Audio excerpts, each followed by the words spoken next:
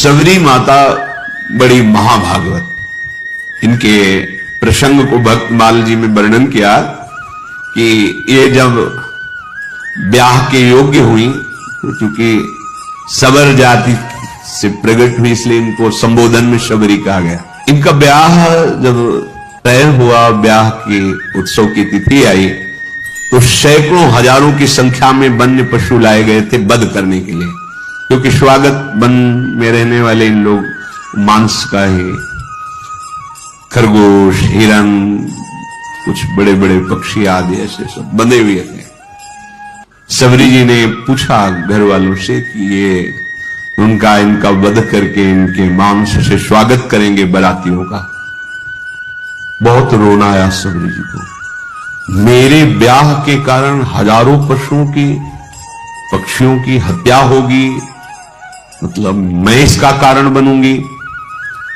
शाम हुई, जब रात्रि हुई, उन सब पशुओं को मुक्त कर दिया दुलार कर, जाओ, जीवन में मैं कभी ब्याह ही नहीं करूंगी। अगर मेरे ब्याह के समय इतने पशुओं की हत्या होगी, पक्षियों की, मैं जीवन में कभी ब्याह नहीं करूंगी। सब पशु पक्षियों को छोड़ दिया। जो ही उन पशु पक्षियों के बंधन काट रही थी वो रस्सियां, वो ऐसी कृपा दृष्टि से देख रहे थे मानो वो कह रहे थे तुम मेरा बंधन काट दिया, तो जाओ, मैं तुम्हारा बंधन मुक्त करने के लिए भगवान से प्रार्थना करता हूं कि अब तुम्हें कोई कर्म बंधन, जन्म मृत्यु का बंधन न प्राप्त हो। तुमने हमारी रक्षा की, भगवान तुम्हारी सदा रक्षा करें, तुम्हारे कर्म बंधन कट जाएं, क्योंकि हमारे बंधन काट दिए। सबरी जी के हृदय में पशु पक्षियों को छोड़ने के बाद एक वैराग्य हुआ कि अगर मैं घर में रहूंगी तो फिर ब्याह की व्यवस्था यही सब करेंगे, भाग चलूं। रात्रि में ही भाग पड़ी।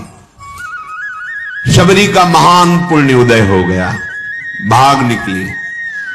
बड़ा भाग्यशाली वही है जो संसार से भाग पड़े भगवान की तरफ। सबरी जी विचार किया किसी भी गांव में जाएंगी तो पकड़ी जाएंगी और ये लीला फिर होगी, इसलिए वन में चलती हैं और एकांत वन में रहने का अभ्यास था ही। सबरी जी भागकर इसी वन में आए। अब यहां विचार किया कि वन में भगवान की अगर भजन वृत्ति प्राप्त करनी है तो संतों की कृपा होनी चाहिए, और एक तो स्त्री शरीर, फिर जंगली वास रहा है, सबर कुल में जन्म हुआ है, भला मुझ भीलिनी को कौन स्वीकार करेगा, और बिना संत सेवा के भगवंत कृपा होती नहीं, तो छुप के संत सेवा करें। ये महामहिम बात।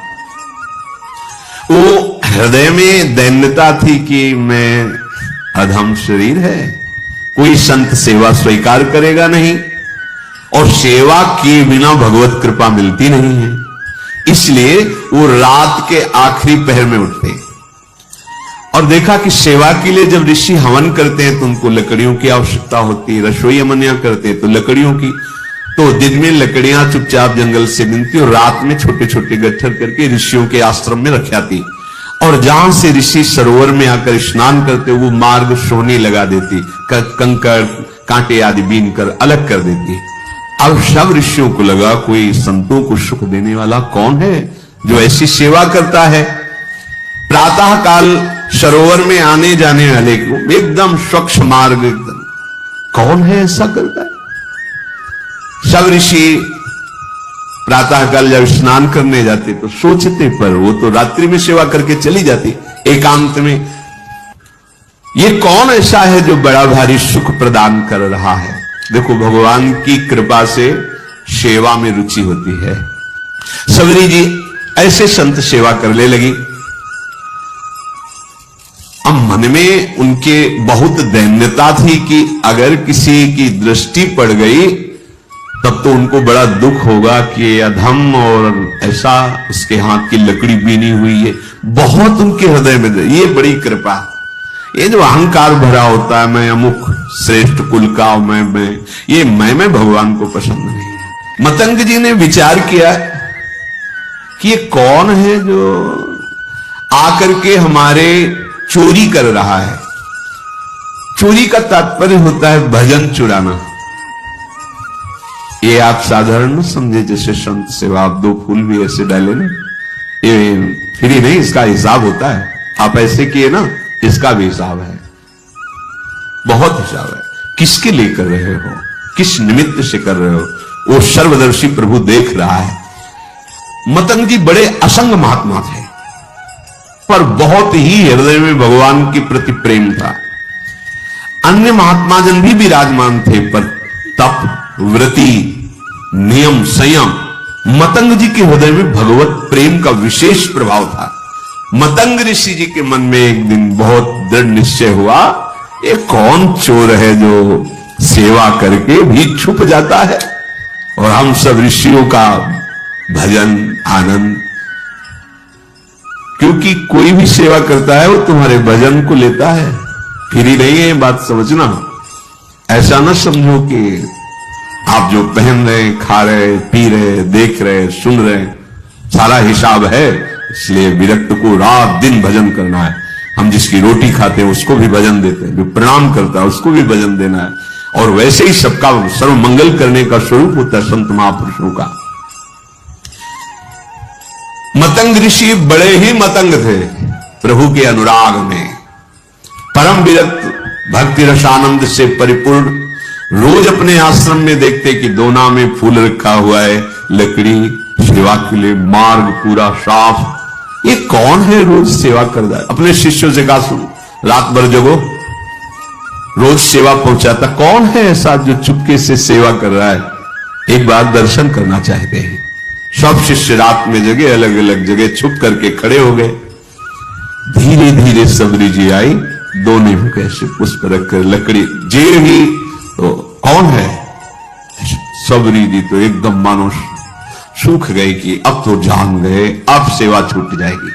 देखो किस बात का दुख है, अब सेवा छूट जाएगी, अब कोई भी ऋषि हमारी सेवा स्वीकार नहीं करेगा।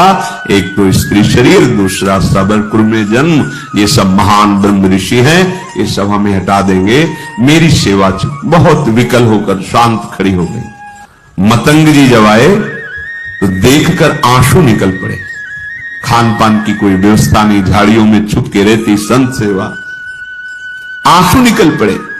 सबरी जी की कैसी सेवा? जान गए तो सब कुछ गई कि शायद अब सेवा छूट जाए।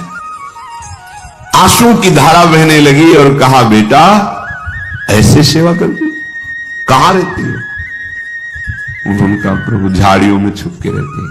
पूरी कथा बताई भाग। अच्छा, अब तुम निश्चिंत हो जाओ। सबरी जी से कहा, अब तुम निश्चिंत हो जाओ, तुम्हें अब कोई चिंता नहीं करनी चाहिए। भगवत भक्ति का प्रभाव ऐसा है कि वो न जाति देखती है न शरीर देखती है। तुम स्त्री शरीर हो कि पुरुष शरीर हो, किस जाति को, किस कुल के हो, ये भक्ति महारानी जिसके हृदय में आ जाती है, भगवान उसके अधीन हो जाते हैं। सबरी जी को मतंग ऋषि ने ऐसे वचन के द्वारा साहस बना और शिष्यों से कहा कि तुम जानते हो ये कितनी पवित्र है? ओहो, बहुत बड़ी बात। भक्ति को प्रताप ऋषि जानत, निपटने के केऊ कोट विप्रताई, यहाँ पे वार डालिए। मतंग जी ने कहा कि आज के बाद तुम्हें छुप के रहने की जरूरत नहीं, आश्रम में ही एक पर्ण कुटी सबरी, इसमें तुम विराजमान हो। और कहा कि आज तुम्हें हम मंत्र दीक्षा और नाम दीक्षा दोनों प्रदान करेंगे। मांगा नहीं, सच्चे शिष्य को मांगने की जरूरत नहीं होती, अपने आप गुरु विधान कर देते हैं। देखो, वास करो इस कुटिया पे, और तुम्हें आज मैं मंत्र दीक्षा और नाम भी दिया, मंत्र भी प्रदान किया। ये जब पूरे वन में बात फैली कि स्त्री जाति और ऐसा, और मंत्र दे दिया और पास में कुटिया में, तो सब विरोध मतंग जी का करने लगे कि ऐसी जाति की ऐसे नहीं करना चाहिए, ब्रह्म ऋषि हो, ऐसा वैसा। मतंग जी की वो अवहेलनात्मक बातें, निंदात्मक बातें कर मतंग जी की प्रसन्न हुए कि जिसको अपने ब्राह्मणत्व का अभिमान है, तपस्या का अभिमान है, जितेंद्रियता का अभिमान है, भगवान को अच्छा नहीं लगता है।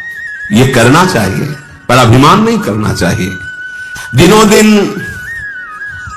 सबरी का अनुराग गुरुदेव के चरणों में बढ़ रहा, क्योंकि कोई ने आश्रय नहीं दिया, कहीं कोई आश्रय देने वाला नहीं, सब जगह दूर दूर। गुरुदेव ने नाम मंत्र तो गुरुदेव के चरणों में अपार प्रेम शबरी जी का। एक दिन आकाशवाणी हुई मतंग जी के लिए कि आपने जो शबरी को स्वीकार किया इससे भगवान बहुत प्रसन्न हुए हैं। भगवान की प्रसन्नता का हेतु है कि अभी विमान आने वाला है और आप सीधे भगवान के धाम को जाएंगे। उसी समय विमान उतरा। मतंग ऋषि भगवान के धाम जाने को उत्सुक है, भगवान का साक्षात्कार होगा, भगवान के समीप रहने को मिलेगा। शबरी जी रो पड़ी, गुरुदेव आपकी सिवा तो इस वन में कोई मुझे नहीं चाहता, अगर आप चले गए तो भगवान हमारे तो प्राण ही चले गए। तो जो गुरुदेव ने बात कही बहुत जोर। गुरुदेव ने कहा आज तक मैंने तपस्या और मंत्र जाप, संयम नियम साधना, उन सब के प्रभाव से भगवान के धाम की प्राप्ति का अवसर आया, लेकिन वो स्वयं धामी चलकर तुम्हारे यहां आएगा और तुम्हें दर्शन देगा। तुम चिंता मत करो बेटा, हम तो जा रहे हैं चलकर भगवान के धाम, लेकिन स्वयं धामी आएगा और यहां तुम्हें दर्शन देगा, निश्चिंत होकर के रहो।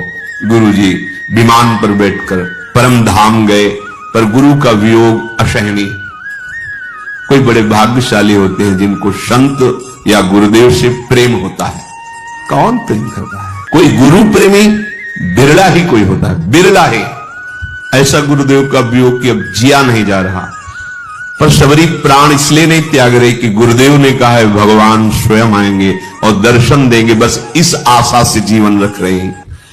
अब इतनी शिथिलता थी कि जो नित्य सेवा वो छोड़ नहीं सकते थे। वियोग में शिथिलता के कारण जब ऋषि स्नान करने जा रहे थे उसी समय वो सोहनी लगा रही थी। तो जो ऋषि स्नान करने जा रहे थे, कोई सोहनी से छिटिक कर कंकड़ उनके चरणों में छू गया होगा, बहुत डांट। वैसे ही गुरु वियोग से दुखी थी। और ये बहुत बड़ा अपराध है, ये लोग जानते रहे जो अहंकार में होते हैं, मैं तपस्वी हूं, मैं इस कुल का हूं, मैं उस कुल का। अरे सब मायाकृत है। सच्चिदानंद प्रभु की भक्ति जो कर रहा है उसकी चरण रज लो, चरणामृत लो। भगवान के अनुरागी जनों के प्रति ऐसा अनुराग, ऐसी भक्ति, ये बहुत धोखा हो जाता है, बहुत धोखा हो जाता है। ये ऐसा भारी अपराध है कि सिर्फ भक्त से ही क्षमा हो सकता है, भगवान भी क्षमा नहीं कर सकते। अब वो पुनः स्नान करने जे भी गए तो उसमें कीड़े पड़ गए सरोवर के जल में। शबरी जी को इतना धिक्कारा, मुझे दिखाई नहीं दे रहा, मैं आ रहा हूं, मुझे तेरे झाड़ू से कंकड़ छू गया। शबरी जी तो भाग पड़ी, एकांत में जाकर रोने लगी। वैसे ही गुरु वियोग से दुखी थी, इसीलिए विलंब हो गया था, नहीं तो रात में ही वो सोहनी लगाती थी। शबरी जी के हृदय को भारी दुख कि जो हमें वचनों के द्वारा समझाते थे, जो हमें चरणों का आश्रय, वो तो अंतर ध्यान अब यही है। ये महात्माओं को दुख पहुंचा, क्या करूं, गुरु ने आज्ञा की, नहीं तो अभी शरीर को छोड़ देते। ये दुख भारी अपराध हो गया। उनको क्या कहा, अब आगी और रुधिरवत रक्तवत हो गया जल और कीड़े, दुर्गंध आने लगी जल से तत्काल। तो उन्होंने मन में सोचा कि शबरी के कंकण स्पर्श का प्रभाव देखो कितना, तो उसका प्रभाव कि जल भी अपवित्र हो। जब बुद्धि उल्टी होती ना तो उल्टा ही चिंतन होता है। हृदय में शबरी जी गुरुदेव प्रदत्त नाम का मंत्र का जप कर